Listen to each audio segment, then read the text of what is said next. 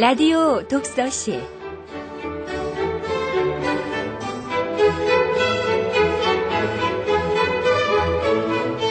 이 시간 진행해 김갑수 문화평론가입니다.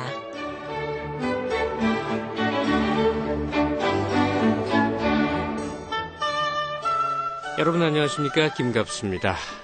심리적으로 아버지는요, 언제나 아들에게 언젠가는 밀려날 거다 하는 공포를 가지고 산다 그럽니다. 근데 그럼에도 불구하고 아버지는 아들을 사랑하고 모든 걸 걸 수밖에 없는 운명을 가지고 있는데요. 우리 주변을 돌아보면 자신을 다 희생하면서까지 아들 사랑하는 아버지들 얼마나 흔히 볼 수 있는 모습입니까? 어머니와 아들은 자연스럽게 소통을 주고받는데 아버지와 아들은 쉽게 마음을 보여주지 못하는 경우들, 또 쉽게 다가서지 못하는 경우들, 또 부자연스러운 그 미묘한 관계의 패러다임들. 예, 그런 거 참 많죠. 이 미묘한 패러다임을 벗어나야 아버지와 아들은 비로소 행복해진다 하는 거 아닙니까? 오늘 라디오 독서실에서는요, 그런 문제를 다룬 소설 한 편을 준비했습니다. 소설가 한창호 씨의 아버지와 아들이라는 이름의 작품 단편입니다. 작가 소개 먼저 해드리겠습니다.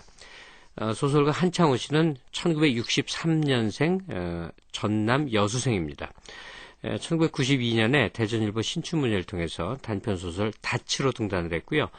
그간 여러 권의 책들이 나와 있습니다. 소설집으로 바다가 아름다운 이유, 가던 새 본다, 세상의 끝으로 간 사람, 청춘가를 불러요 등의 책이 있고요. 장편소설로 홍합, 섬, 나는 세상의 끝을 산다, 16의 섬 등의 책이 있습니다. 한겨레 문학상을 수상하신 바가 있습니다. 네, 오늘 작가 전화로 만나보도록 하겠습니다. 소설가 한창호 선생이십니다. 안녕하세요. 예, 안녕하세요. 네, 거문도 원래 태어나신 곳으로 다시 이사 가신다고 이 시간에 저번에 출연했을 때 얘기해 주신 기억이 나거든요. 예, 예. 지금 어디 계세요? 지금 거문도에 살고 있습니다. 아, 이사를 가셨군요. 예. 어디서 어디로 이사 가신 거예요? 그러니까 충청도에서 좀 오래 살다가요. 예. 그러다 일이 와서 살고 있죠. 바다의 작가 한창원이기 때문에 예. 이 바닷가에서만 사셨을 것 같은데 내륙에서도 많이 사셨네요. 오래 살았었습니다. 예. 거문도에 내려가신 건 언제고요? 이번에 이사한 건 작년 9월부터 네. 여기 와서 지내고 있죠. 주로 어떤 생활, 작품 하시나요? 예, 원고 쓰고요. 네. 그다음에 특별히 따로 하는 건 없습니다. 그냥 바닷가 돌아다니고 호미 들고 밭에 가고 그 정도입니다. 예. 근데 그게 다 이제 한창원 선생님한테는 작품 소재 아닙니까? 결국 그렇죠. 예. 아마 다른 분들은 저 양반 뭐 하나 그럴 거예요. 근데 한창원 선생님은 그냥 왔다 갔다 하는 게 다 이제 일 아닙니까? 일 말하자면. 그런 셈이죠. 이 바다 하면 이제 이 한국에서는 바다를 소재로 한 대표적인 작가가 되셨습니다. 이 거문도에 계시면서 더 실감나게 느껴지실 텐데, 예. 자기 자신의 삶, 문학 이것과 이제 섬 혹은 바다가 갖는 의미라고 그럴까요? 어떻게 생각을 하세요? 예, 저한테 종종 물어오는데요. 네. 사실 참 한두 마디로 대답하기가 참 어렵습니다. 너무 질문이 또 큰 질문이기도 하고. 그렇죠. 예. 예, 그런데 대한민국의 대표적인 어떤 아웃사이더 아니겠습니까? 섬이. 그렇죠. 예, 그래서 저는 아웃사이더 사람들의 과 생각과 풍습이나 언어들을 사람들에게 좀 소설로 좀 알리고 싶어 했었고요. 그래서 예. 소설가가 되고 그런 일들을 쭉 하게 만드는 장본인이기도 하죠. 바다와 섬이요. 예. 어쩔 수 없이 한 선생님을 끌어가는 존재이기도 하겠네요. 바다라든지 섬. 예, 그렇습니다. 예. 이 중앙 이런 거에 대한 열망이라든지 권한이라든지 이게 이제 우리 사회가 유난히 크다 보니까 섬이 마치 외진 곳의 대명사처럼 이렇게 돼 있는 건 사실이죠. 그리고 예. 또 이 섬 생활이란 걸 이제 관광지로나 여기는 그런 이제 도시 사람들의 이 어떤 왜곡된 정서들 이걸 이제 벗겨주시는 역할을 해 주시는 것 같습니다. 한 선생님 작품이. 예. 이번 라디오 독서실로 만나게 된 작품이 아버지와 아들입니다. 이게 언제 발표하신 거죠? 이게 작년에 발표했던 작품인데요. 네. 문예실. 네. 예, 몇 월인지는 얼른 생각이 안 나요. 예. 문예실 발표하신 작품인데 이게 보니까 자식을 내 아들만은 어부로 키우고 싶지 않다 하는 어부 아버지의 어떤 소망이며 갈등이며 이런 걸 다뤘어요. 예. 대략 어떤 내용을 좀 소개해 주시면 어떻겠습니까? 섬에서 이제 전형적인 섬 사람으로 살아온 아버지가 있고요. 네. 이제 도시에 나가서 좀 자리를 잡았으면 하는 그런 희망을 이제 짐처럼 부여안는 아들이 있는데 아들이 결국 섬으로 다시 돌아와서 지금 이제 살고 있는 셈입니다. 근데 무태에서 적응을 못했군요. 예. 이게 뭐랄까요, 뭔가 이 아버지 때하고는 다른 섬에서의 새로운 어떤 생활을 만들어낼 수 있다고 이제 아들은 생각을 했겠죠. 예. 둘이가 이제 결국은 부딪힐 수밖에 없지 않습니까요? 그렇겠죠. 네, 그 갈등이 생기는데 섬 사람의 또 섬에서의 부자는 어떤 식으로 그 갈등들을 풀어가는가 하는 것을 써봤습니다. 예. 사실은 부자 간의 일반적인 소재가 이제 섬이며 이런 것일 뿐이지, 바닷가이면서라든지 이런 걸 뿐이지, 부자 간에 생겨나는 갈등은 좀 일반적이지 않습니까? 그렇죠. 예. 동서고금이 다 거의 똑같겠죠. 예. 아버지는 아들에게 어떤 기대를 품고 아들은 항상 그 기대를 있는 그대로 수용하지 않고 자기 삶을 살려고 하고 말이에요. 예. 한 선생님 잠깐 기다려 주시고요. 작품 예. 감상을 먼저 하도록 하겠습니다. 한창훈 소설 아버지와 아들 라디오 독서실 작품으로 함께 하시겠습니다.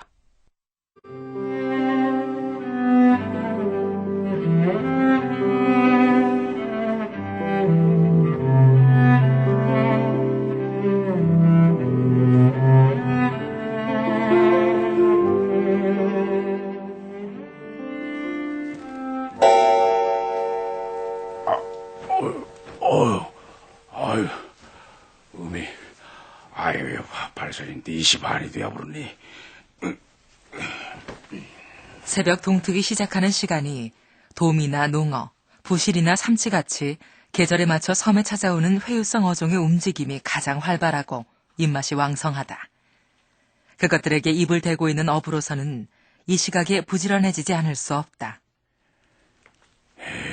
오늘은 아홉물의 초밀물이 새벽 5시에 요렇게 맞아떨어지는 물때도 드물 것이구만. 아이고, 그냥.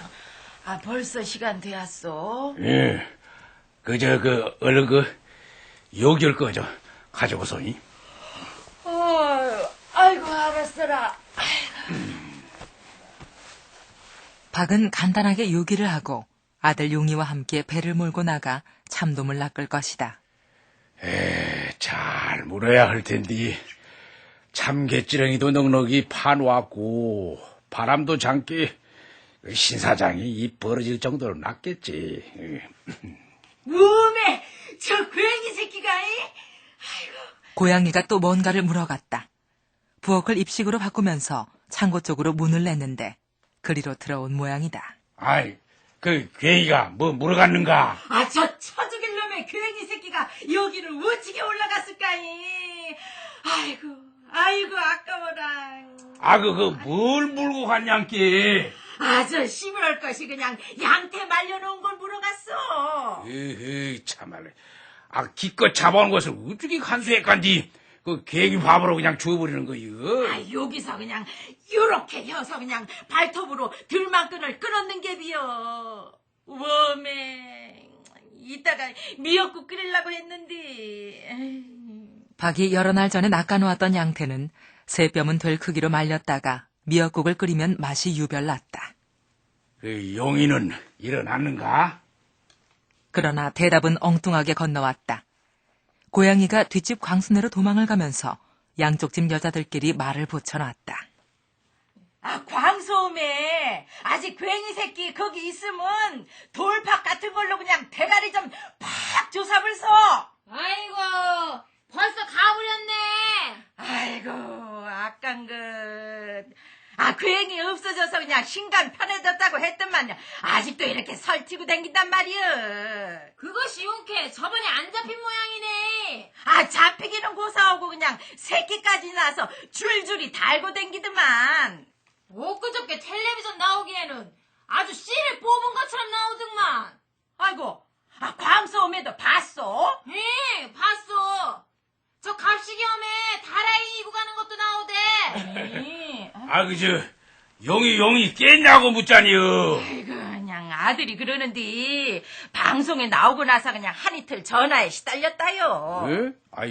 시방이 뭔 말이요? 동물 보호인가 괭이 보호인가 그냥 그런 사람들이 전화를 해서 막 따져 싸더라요. 아이구야. 아주 그냥 지그자석들 때려 죽인 것 맹이로 그냥 거품을 무는 것들도 있었다요. 참 별일이래. 방송에서는 수술비 갖고 도로 놔준다고 하더만 어쩌 그럴까이.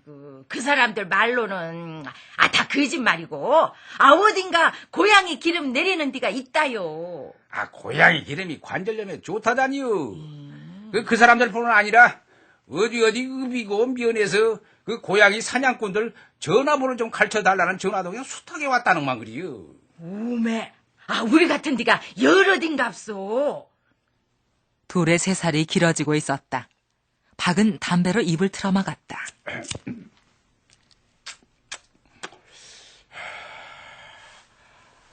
용이 안 일어났냐? 도둑갱이라고 부르지 말라는 사람도 있었다요. 아이고, 그러면 그냥 뭐라고 부르란다요? 길거리갱이라고 부르라는디. 아이고, 그러면 길거리 괭이로 부르라고 하는 그 사람한테 가서 도둑짓은 이제 그만 둘 거냐고 물어보시오이. 괭이가 우리 광수한테 당신 내가 무엇을 훔쳤냐고 대보라고 왔답디다. 아이고야. 참. 아내 강씨는 여전히 대화 중이고 건넌방에서는 기척이 없다. 용이 안 일어났냐께? 호통이 나니 집도 움찔하고 부엌 쪽도 조용해졌다. 동쪽 하늘에 붉은 기운이 돌기 시작했다.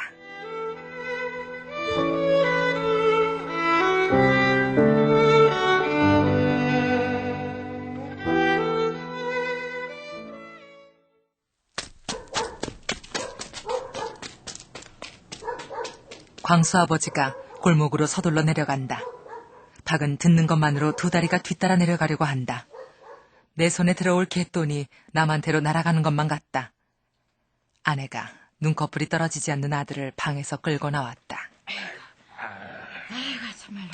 자, 미숫가루들 좀 드시오이. 바다를 향해 뛰어가는 마음을 누르고 있자니 불편스러운데 아들 얼굴을 대면하는 순간 눈에 번쩍 풍랑이 인다. 의구미 그냥 흔들기만 해도 서말 넉 대는 쏟아지건데. 아이고 이미 냄새 얼마나 퍼마셨는지 동네 술 그냥 다 모아둬 버리대. 오늘 새벽에 도움 낚으러 가자고 그렇게 일렀는데 이놈의 새끼가 요. 아들이 육지를 버리고 바람처럼 들어온 게 한 달 전이다. 제대하고 몇몇 군데 떠돈 뒤였다. 지발 육지에서 말뚝도 받고 터도 좀 닦고 제주권 명함이라도 하나 박아 살라고 얼마나 빌었냐. 그란디 뭐더러 섬에 들어왔어. 지도 생각이 있어요. 집 팔고 밭 팔아 육지로 나가서 시원찮을 판국에 지발로 기어 들어와야. 지도 생각이 있다니까요. 세상 모를 것이 사람 속이라더니 비록 아들이라고 해도 남속이네 남속이요. 아이고 참. 욕이나 비난 따위를 말로 안 친다면 박은 그 뒤로 한 달 동안 아들한테 한마디도 안 했다. 잘한다 이 자식아. 아주 그냥 떡이 되어버렸구만. 너 몇 시에 들어왔어? 한 3시쯤 됐을 것 같구만요. 얼씨구. 애비는 바다에 나갈 준비하느라고 그냥 죽을 똥을 쌌는디. 친구들하고 공이나 차고 술 처먹고 들어와. 오늘 새벽에 도움 낚으러 가자고 내가 말했냐 안 했냐. 참돔을 낚으려면 새우를 잡든지 참개찌렁이를 파야 했다. 새우 미끼를 사서 쓰려면 워낙 비싸서 손수 준비했다. 참개치렁이를 잡으려면 무거운 돌을 드러낸 다음 한 사람은 호미질을 하고 한 사람은 바가지로 물을 퍼내주어야 하지만 박은 혼자서 그 일을 다 했다. 호미질하랴 바가지질하랴 끙끙대는데 누군가 아들이 공을 차고 있다고 알려주었다. 신사장 오늘 들어온다고 도움 낚으러 가야 한다고. 내가 그렇게 단단히 일렀는데 밤새 술 처먹고 나갈 때 다 돼서 들어와야. 내가 너를 차석이라고 낳은 게 아주 그냥 발등을 찍어물고 싶어. 그냥 내가 확 찍어물어. 아이고. 용인은 고개 숙인 채 하품을 하다 말고 입가로 흐르는 침을 손바닥으로 닦았다. 미운 것이 더 미워진다. 아이 그래. 고작을 술 처먹으러 집에 돌아왔냐? 그 말에 용인은 아버지를 바라봤다. 불만이 가득했다. 아이 웬 놈의 집구석에서 너 같은 놈한테 그 술을 주든? 삼촌 집에 있었어. 뭐지 삼촌? 예? 아이고 참말로 멋지게 살고 있어. 예? 아이고 내가 그냥 요새 통 못 가봤단 말이시. 아니 뭐 그냥 그럭저럭 삽디다. 아유 등신 같은 새끼는 뭐들어 만나러 갔어? 아따 참. 아들과 아내가 동시에 말을 끊었다. 그러나 말은 시작은 참을 수 있으나 도중에 끊기는 보통 어려운 게 아니었다. 그 자석 한번 봐봐라. 그때 그 세배 만들 때 얼마나 말렸냐? 근데 죽어라 내 말 안 듣고 지 욕심대로 하더니 끝내 그렇게 된 거 봐. 늙음하게 마누라 가불고 꼴 좋다 참아요. 참 내가. 그 자석 꼴 안 달라면 너도 정신 똑바로 차려 요 녀석아. 손님들 그러고 싶었겠어. 참. 용이 목소리에 돌멩이 같은 것이 매달려 있었다. 계속하면 반항하겠다는 것이다. 박은 멸시형 잔소리를 끝내야 한다고 판단했다. 그렇다고 어떻게 아무 일도 없었던 것처럼 곧바로 입을 다물겠는가. 네, 요런 말, 너도 들어봤을 거예요. 뭔디요? 일찍 일어나는 새가 벌레를 먼저 먹는다는 말. 뭐요? 모다 사람은 새처럼 부지런히야 뭐라도 먹을 것이 생긴단 말이요. 그럼 그 벌레요? 뭐지요? 아 일찍 일어나는 바람에 잡아먹히는 그 벌레요. 무시라고? 교육 중인데 피교육자가 이렇게 나오면 어떡하란 말인가. 그는 솟구쳐 오르는 기운을 눌렀으나 목소리마저 누르지는 못했다. 야 이놈아! 그 벌레는 말이여 너처럼 새벽에 들어오는 놈이여. 밤새 술 퍼마시고 놀다가 집이라고 기어 들어오는 너 같은 새끼다 이 말이여. 그렇게 잡아먹히지. 그러면 술 마시고 늦게 들어오는 새도 벌레를 먹겠소이다. 아니 요놈의 자석이 참. 박은 주먹에 붉은 힘이 들어갔다. 그동안 내가 왜 자식 교육을 제대로 안 시켰는가. 요즘 들어 그런 자책이 들곤 했는데 그는 교육이란 게 의외로 어려운 것이구나 싶다. 아이고 매. 아니 어디서 요런 곳이 다 나왔을까? 우메, 뭔 소리다요? 그것이 시방 뭔 소리다요? 아이고 참말로, 야를 나 혼자 낳았어?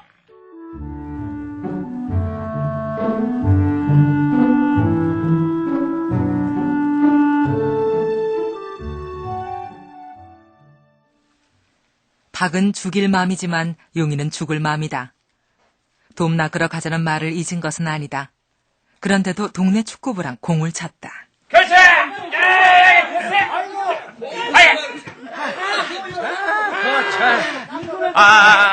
야야야야. 나 말이야. 아버지가 내일 돔 낚으러 가자고 했는데. 야, 네가 여러 해 동안 타양에 나가 있었잖여. 그래서 새롭게 정착하는 거니까 마찬가지요. 그러니까 축구도 하면서 관계를 복원해야 하는겨. 선후배 모여있는 곳에 가서 자꾸 어울려야 한다고. 네? 빨리 와. 그래요. 알았어. 늘 하던 뒤풀이도 했다. 진편에서 출염하여 치킨 놓고 술을 마셨다. 그대들이 왜 졌는지 아는가? 현대 축구를 몰라서 그런다니까. 현대 축구는 말이야 이 다양한 전술을 그러니까 우리가 공을 그냥 차고 있다고 말하는 것인데 그렇게 아무것도 모르는 골목팀인 줄 알면 큰일 나지. 이 3백과 4백의 차이는 말이야 상대의 공격에 따라 변하는 거라고. 그러지. 상대가 누구인가 보다는 이 유사시 공격에 적극 가담한 뒤 곧바로 최종 수비 라인까지 달려올 수 있을 정도의 체력이 있어야 한다니까. 단순히 체력만의 문제가 아니란 게 각 선수들 간의 유구적인 결합과 공간의 배치함께. 시끄럽기는 했지만 일주일마다 나타나는 자연스러운 풍경이었다. 국가대표 개인별 보완해야 할 점들을 검토하고 분석하고 프리미어리그에서 떼돈 버는 박지성의 무명 시절 사진첩까지 보느라 정신없을 때 용인은 일어났다. 여러 날째 미뤄온 일이 있었다.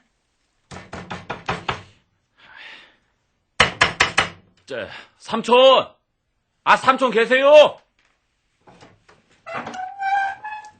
원래?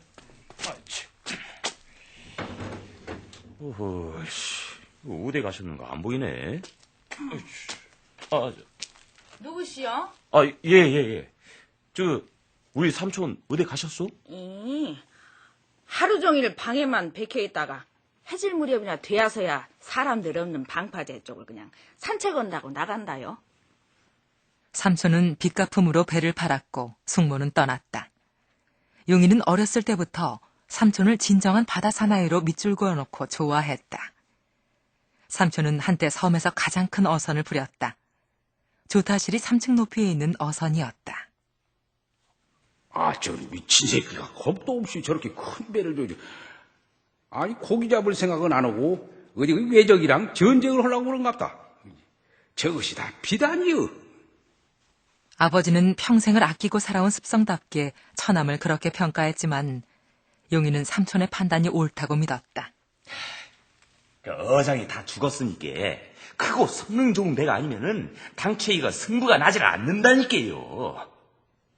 그러나 판단이란 늘 틀릴 수 있는 것이다. 아이고 언제 왔냐? 삼촌. 자 방으로 들어가자. 예. 용인은 삼촌과 술잔을 기울이면서 그렇게 밤을 보냈던 것이다.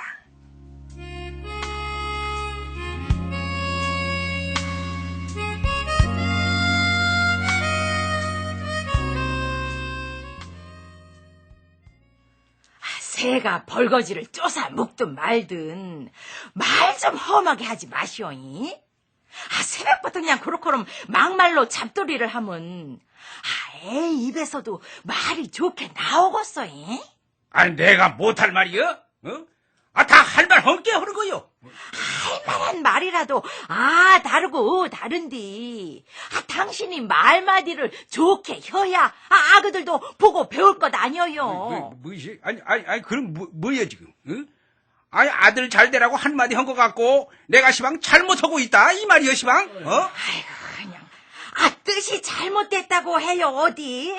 말을 좋게 하라는 말이지. 며느리 늙은 것이 그냥 시험시 된답디다. 이런 니김이 참말로요. 아내는 남동생이 마음에 걸려 저절로 아들 편이 들어졌다. 아들도 버거운데 마누라까지 가세하면 어려워진다. 성질대로 확 저어버리고 싶다. 밥상부터 걷어차고 맞아도 죽지 않을 만한 것으로 마누라랑 아들 입에 한 방 맞춰버렸으면 좋겠다. 그러나 하필 신사장이 오는 날이다. 이미 계집애 날 장모 온다더니 오늘만큼은 천하 없어도 참고서 일을 나가야 꼭 나가야 한다고. 혼자서 나가본지 혼자서는 충분하지가 않을 텐데 걱정 말라고 큰 소리를 쳐놨는데 어떻게 온다냐. 양식 도움을 줄 수는 없지. 신사장은 한눈에 그냥 양식과 자연사를 구분을 해버리는디. 돔낚시는 사람이 많을수록 유리하다. 미끼단 낚시가 하나보다는 둘보다는 셋이 내려가야 참돔 무리를 묶어둘 수 있다. 아들은 실력이 그보다 나은 데다 손낚시와 대낚시를 동시에 한다. 두 사람 몫을 하는 것이니 데리고 가면 세 사람이 낚시하는 셈이 된다.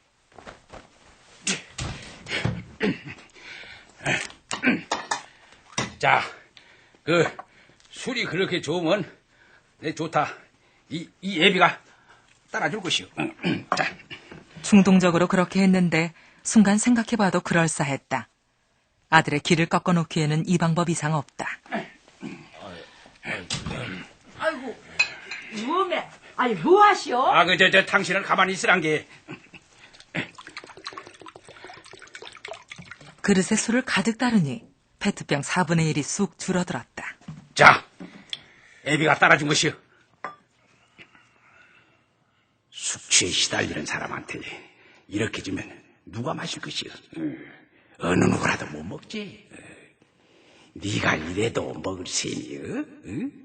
100년 대계를 세울 수밖에 없는 이 애비 마음을 같은 사내로서 넌 이해하게 될 것이오.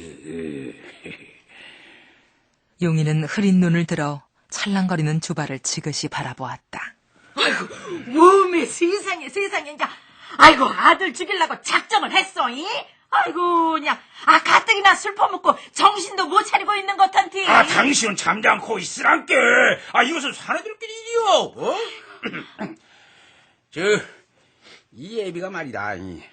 못나서 야단만 치고 술 한 잔 안 따라줬구나, 야. 내 그저 사과하는 의미에서 그동안 못 따라준 거 한꺼번에 준 것이기. 너도 한꺼번에 쭉 마셔버려. 아버지 잘못이 있어. 아버지 안타까운 마음을 헤아리지 못하고 속을 썩혔습니다요. 지가 잘못했으니까 노여움을 풀고 얼른 도움 낚으러 갑시다. 이러면 못 이기는 척하고 가는 것이고. 그러나 용이는 술잔을 들었다. 제 어미를 한번 힐끗 보고는 고개를 15도 튼 다음 입을 댔다.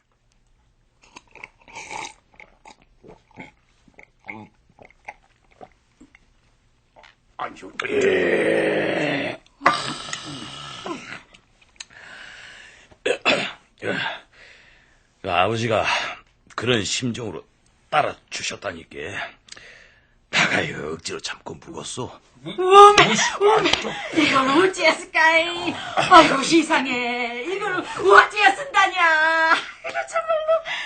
박은 충격으로 눈알이 튀어나올 것만 같았다. 아니, 저 자식이 참말로. 한바탕 몸서리치고 난 용이가 갑자기 무릎을 꿇었다. 박은 혼란스러웠다.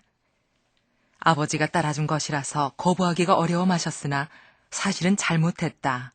이럴려나 싶어 쉴 눈을 뜨는데 아들은 술병을 들었다. 지도 솔직히 진심으로다가 아버지한테 술 한 잔을 못 올렸습니다요. 그러니까 사과드리는 의미에서 한 잔 올릴라요? 이것이 시방 해보자는 거지.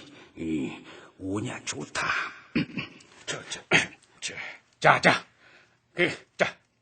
다 부숴버려. 예?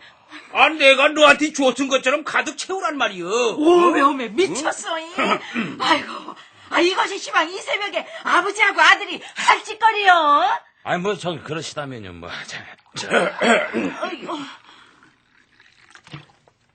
박은 술잔을 들었다. 밥 다음에 배운 게 술이었다. 맨손으로 노젓고 다녔던 청년 시절엔 늘 이렇게 마셨다. 하지만 지금은 2홉짜리 한 병을 간신히 소화해낸다. 물이란 걸 알지만 자존심이 허락하지 않는다. 더군다나 저 스스로가 먼저 시작하지 않았는가. 천천히 자서요. 첫 모금에 눈알이 당기고 두 모금에 귀가 울리고 세 모금에 목이 뒤틀렸다. 위장이 놀라 요동치고 간이 쪼그라붙었다. 아이고, 참말로 그냥 연명을 하고 잡아줬네. 아이고, 우리 집 구석에 구신이 붙었는갑네. 아이고. 아들과 아버지는 약간 각도를 비튼 채 귀신처럼 눈을 흡두고 있었다. 폭포처럼 쏟아져 들어간 술이 제자리를 잡을 시간이 필요했다. 아내 강씨가 냉장고에서 열무김치 국물을 꺼내왔다. 아이고, 얼른 이 무시 이파리도 좀 씹어먹고 멀국도 좀 얼른 마셔요. 아이고, 참말로, 너도 얼른 마셔. 마시면요. 아이고, 이것이 그냥 뱃속에서 알코올을 흡수한다더라. 아이, 싫어. 좀 묵으란 말이야. 알코올을 흡수한다고 아니야. 아이, 흡수하면 그 알코올이 어디 가요? 노상 내 뱃속에 있지. 박은 아들 대꾸에 움찔했다. 강씨가 어이가 없어 아들을 뚫어져라 본다. 됐냐? 자, 그럼 가자. 그래요. 갑시다. 아이고, 참. 이래갖고 무슨 배를 탄다고, 내 말 안 들리시오? 그러나 둘은 아무 대답 없이 몸을 일으켰다. 자, 이거 참말로, 이 연병할 인간들 좀 보소이. 오메, 구신이 붙어도 무슨 미친놈의 구신이 붙었는갑다.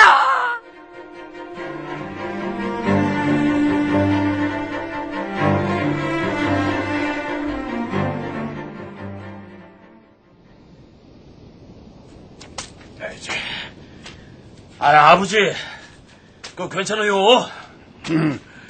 네 걱정이나 있어, 이놈아. V로 내려가는 선착장 비탈 밧줄에 매달린 몸이 꼬였다. 짐은 모두 용이가 들었지만 그물을 짊어진 것처럼 무겁고 정신이 없다. 젊음이 좋기는 좋구만 그리요. 저 녀석은 술이 옳게 착용해 해갖고 새로이 얼굴이 붉어지는데, 아이고, 나는 이 두 다리가 휘청거리요. 바닷물은 잔뜩 빠져있는 상태다. 어찌어찌 내려왔는데 좁고 불안정한 부위가 기다리고 있다. 합판과 스티로폼으로 만든 부위를 타고 배를 건너가야 하는데 박은 술기운으로 여의치가 않다. 에이구, 취한 놈은 원인도 피한다는지, 아유, 괜히 건드려갖고, 아유, 이렇게 그냥 역전이 되어버리네. 근데 배가 걸어불었어. 뱃바닥이 뻘바닥에 닿아 있다는 소리다. 마을 배 중에서 가장 작아서였고 유난히 물이 많이 나는 날이라 그랬다.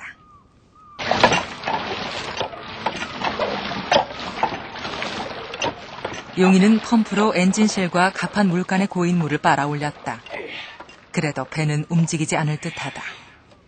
용이가 첨벙 물속으로 들어갔다.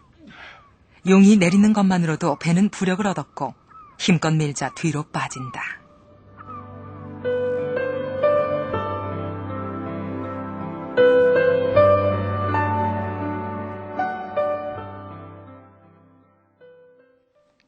어제 오전 박이 대신 돌보고 있는 양식장으로 신 사장이 왔다. 요즘 참돔 좀 문다면서 저 딸내외가 손주들이랑 내려왔는데 그곳이랑 좀 먹였으면 좋겠네. 신 사장은 이번 출하를 마치면 그동안의 보수로 칸 2개를 떼주겠다고 했다. 그러면 박에게도 자기 양식장이 생기는 것이다. 그러나 그가 이 난리를 치면서 도미를 낚으러가는 것은 아들 때문이다. 그는 아들을 어떻게든 육지로 보내고 싶다. 그래서 신 사장에게 부탁을 해볼 생각이다. 잘하면 그의 회사 직원이 될 수도 있고 과장, 부장 올라갈 수도 있을 것이다.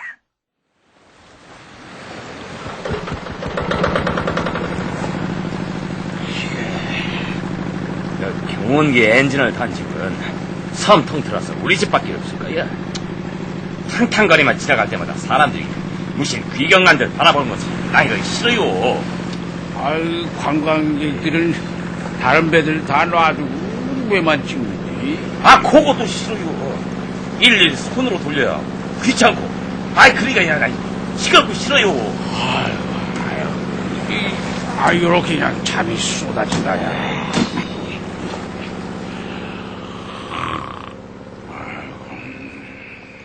꿈속에서 박은 펄펄 뛰는 참돔을 건져 신 사장에게 준다. 신 사장의 고개를 젓는다. 아니, 나는 자네 아들이 마음에 안 드네. 제 자식이 뭐 잘못이라도. 자네 아들이 내 문어를 다 먹어 치우지 않나? 그것이 무슨 그지? 순간 몸이 붕 뜬다. 몸이 떨어지며 좌우 균형이 안 잡힌다. 갑자기 푸른 바다가 와락 달려든다. 박은 본능적으로 잡히는 대로 움켜쥔다.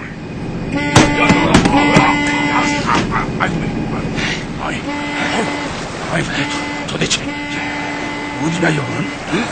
깨셨어? 응? 네가 웬일이여? 원래 뭔 소리요? 네 엄니는?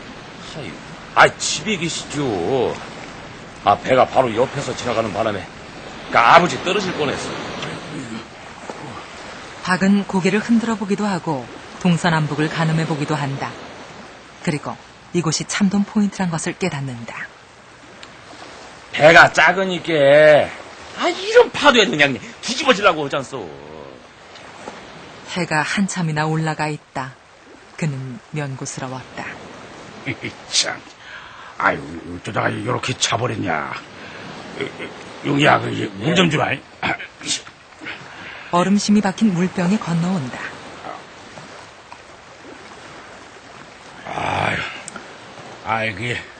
배가 작아갖고 너한테 뭐라고 하든? 응? 아이고야, 아버지 혼자 주무셨으면요 그대로 빠질 뻔했단게요. 그래도 이 배로 너희 형제들 다 키웠어. 무시하지 마라잉. 무시하는 게 아니고 위험해서 그러지라. 자, 아버지. 예. 큰 배 한 척 안 갖고 싶죠? 뭐기? 요즘 해양수산부 감척 대상으로 나온 배들 새 부르잖아요. 글씨 뭐덕에? 이 배는 너무 낡았잖아요. 올라타기가 다 미안합니다. 아버지도 인자 기운이 옛날 같지 않으신데 저는 그냥 혹시 사고 날까봐 그러지요. 큰 배 좋은지 누가 모르냐? 새 배 구하는 가장 빠른 방법이 있어. 누구야? 그게 이 배를 가지고 있는 한, 응? 큰 배는 안 생길 것이구만요. 신 사장이 양식장 칸을 떼어준다고 합시다. 응? 사서 넣느니 직접 잡아서 넣는 게 더 낫잖소. 배 있으면 네가 뱃일을 하게 되어서 안 돼. 난 뱃일을 하려고. 응? 나중에는 양식장도 할 거고. 그래놓고 용이는 양쪽에서 연달아 2마리를 낚아 올린다. 40cm는 넘어 보인다. 예전부터 어복이 있는 놈이지 싶다. 어릴 때부터 혼자서 뭔가를 잘도 낚아오곤 했었다. 뭐든지 간에 지가 가장 잘할 수 있는 곳이 여기입니다. 동생들은 육지가 좋다니까 거기서 살라고 하고 난 여기서 어장을 제대로 한번 해볼라요. 너 밑에 들어가 눈치 보면서 사느니 여기서 아버지, 어머니 모시고 내 사업하면서 사는 것이 훨씬 낫소. 무엇이여? 너 같은 것이?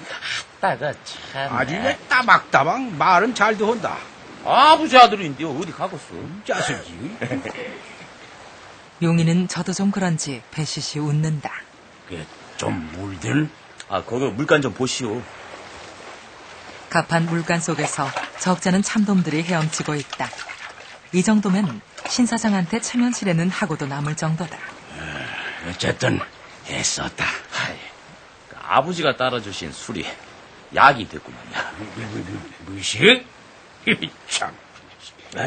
고기 낚는 거야 뭐 힘 들어요. 난요 아버지 잠든 모습이 짠합디다. 인자 혼자서 뭘 하려고 너무 애쓰지 마시오. 아들이 있는데. 무엇이? 아들? 예. 아들이라고 하는 놈이 그래. 애비가 한마디 하면 한마디도 안 주고 덤비냐? 아이, 그치. 무엇이? 일찍 일어난 벌레? 얘라 이놈아. 너무 뭐라 좀 하지 마시오. 나도 어디 가서 어른 대접 받아요. 이놈아, 너도 너무 덤비지 마. 이 애비도 처음부터 이렇게 늙은 것이 아니오. 순간 용이가 낚싯줄을 힘껏 잡아챈다. 또 한 마리가 올라온다. 박도 자신의 채비를 풀어내기 시작한다.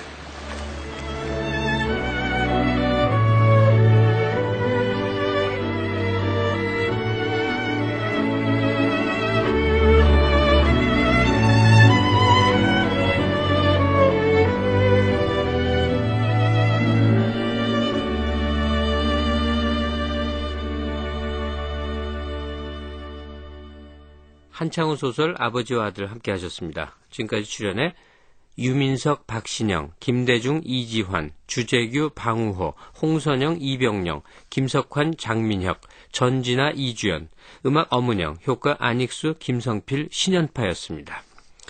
예, 작가와의 대화 계속해 나가도록 하겠습니다. 한창훈 선생, 지금 검은도로 이주해서 사셔서 현지 통화를 하고 있는 중입니다. 한 선생님?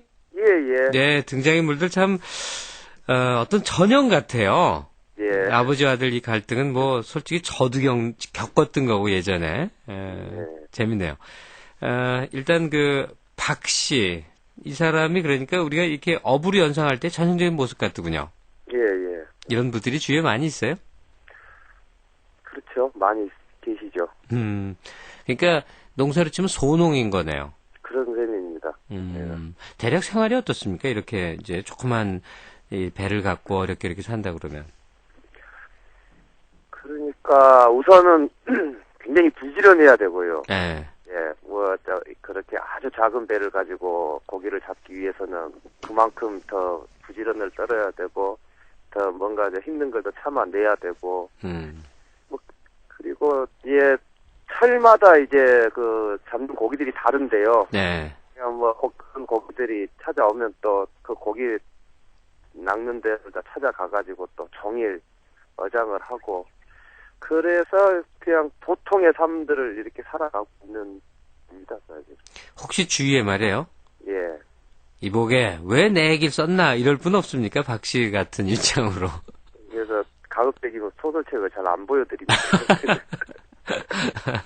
조금씩 자기 얘기들이 다 담겨 있다고 생각하실 것 같아요. 예. 용이 같은 아들은 근데 저는 처음에 아주 삐딱한 녀석으로 봤는데 작품 후반부로 가니까 아주 속이 제대로 박히는 사람이더라고요. 예. 그 아버지가 일테면 어떤 희망을 품고 있는 아들의 모습은 늘 기준하고는 다를 수밖에 없지 않습니까요? 그렇죠.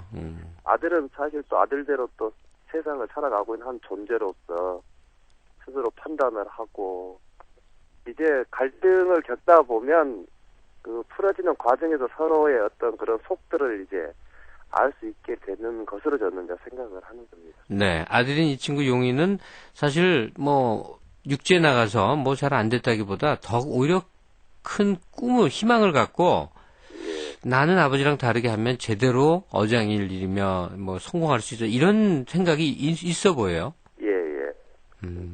실제로도 이 육지 갔다가 섬으로 돌아오는 이런 늘 같은 케이스들이 간혹 있거든요. 네. 그러면 확실한 어떤 자기 판단들을 가지고 들어옵니다. 예. 이 케이스도 그런 케이스라고 보시면 큰 무리 없을 텐데. 그렇다면 아무래도 일하는 방식도 좀 다를 것 같아요. 예, 그렇습니다. 이 삼촌. 삼촌은 좀 이렇게 애달게 여겨지던데요. 예. 그러니까, 뭐랄까요? 그 아버지하고 아버지의 세대와 아들의 세대 사이에 낀 어떤 완충의 시대 같은 곳으로 저는 설정을 했는데요. 네. 이를테면, 살면서 이제 도시 사람들이 살면서 부딪힐 수밖에 없던 비극적인 요소와 선 사람들이 살면서 다투는 비극적인 요소가 같으면서도 조금씩 다른 모습들이 있는데요. 네. 그런 모습을 보여주는 존재로 제가 설정을 했던 것입니다. 뭐 세대나 활동으로 봐서는 아버지 박씨에 가깝지만 마음은 용이랑 이렇게 대화가 되고 통하는. 예. 참 이런 존재가 이 작품을 이렇게 살려준다 하는 생각을 저는 했어요. 예, 삼촌의 많은 분량이 할애되진 않았습니다만 삼촌의 그 고민이며 실패며 이런 것들이 사실은 아주 공감대를 이렇게 폭넓게 만들어주는 것 같아요. 작품 쓰실 때는 언제 어떤 상황에서 이렇게 이런 작품들은 주로 쓰십니까? 지내면서 이를테면 조각조각 다 흩어져 있는 것들을 뭐 조금씩 진짜 맞춘다고 할까요? 예. 하나의 생명체를 이제 만들어가는 과정들 시간이 다 필요하니까요. 딱히 어느 시점에서 이것을 잡아서 쓴다라고 말씀드리기 좀 어렵고요. 네. 우선 어느 정도 제 마음이나 머릿속에서 그게 좀 제 하나의 형상을 갖춰가지고 만들어지면 그때 좀 쓰기 시작합니다. 예. 그런데 항상 거의 대부분 이제 바다와 생활하고 작품도 그렇게 쓰고 그러시다 보니까 바다가 너무 체화가 돼서 내 몸하고 너무나 같아 버려갖고 어쩌면 객관성을 잃을 수도 있지 않겠습니까? 좀 그런 불안함들 생각을 간혹 합니다, 저도. 예. 예, 이게 저를 제가 잘 모르니까, 잘 안 보이니까요, 저 자신은. 예. 그래서 동료들에게 물어보기도 합니다. 저는 우리 한국 문학의 지평이 이제 한 선생님처럼 어떤 한 축으로 이렇게 넓어져가는 역할이 굉장히 소중하다고 생각을 해요. 근데 전에 홍합이었죠, 베스트셀러가 됐던 책. 예. 많은 독자가 읽을 수 있게끔 이제 방향을 더 폭을 넓히셔서 이렇게 하는 그 고민도 있으실 것 같고 중요한 것 같거든요. 예. 저는 좀 많은 작가들이 좀 이런 우선 물리적으로 아웃사이더 쪽으로 좀 시각을 좀 돌렸으면 하는 바람을 가지고 있습니다. 예. 앞으로 저 스케일 큰 장편 하나 기대하겠습니다. 이거 굉장히 큰 부담감을 주시는데요. 정말 기대하겠습니다. 예, 잘 알겠습니다. 예, 말씀 감사합니다. 예, 감사합니다. 네.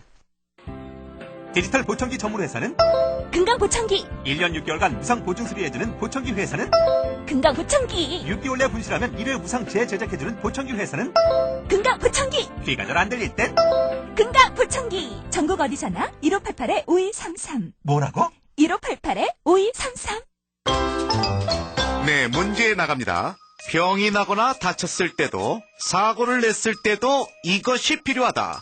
이것에 맞는 말은? 생활보험, 삼성화재? 올라이프. 모두 정답입니다. 생명에서 생활까지 보장하는 생활보험. 삼성화재, 올라이프.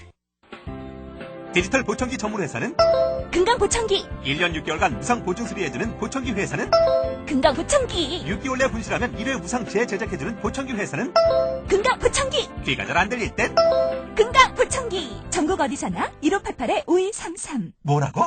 1588-5233. 자, 이 세상의 아버지들 아들에게 그럽니다.